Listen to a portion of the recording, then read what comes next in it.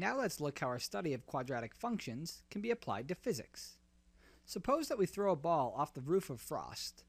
The height f of the ball in feet after being in the air for t seconds can be modeled by f of t equals negative 16t squared plus 32t plus 48. We want to know how high is the ball thrown from, what is the maximum height of the ball, and when does the ball hit the ground. To answer the question how high is the ball thrown from, the ball is thrown when t equals 0. So the height is f of 0, which is just 48. So we can conclude that the height of the ball when it is thrown is 48 feet. How about the maximum height? We saw that the maximum of a quadratic occurs at the vertex. And how can we find the vertex? Well, we saw that the t value of the vertex, which we've been calling h, is given by negative b over 2a.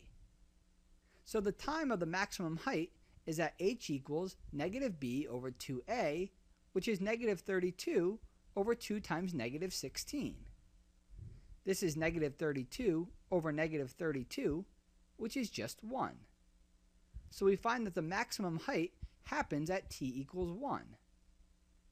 And when t equals 1, we can compute the maximum height by evaluating our height function f at t equals 1, which gives us negative 16 times t squared, which is negative 16 times 1 squared, plus 32 times 1, plus 48, which gives us 64. So we can conclude that the maximum height of the ball is 64 feet. Now how do we find when the ball hits the ground?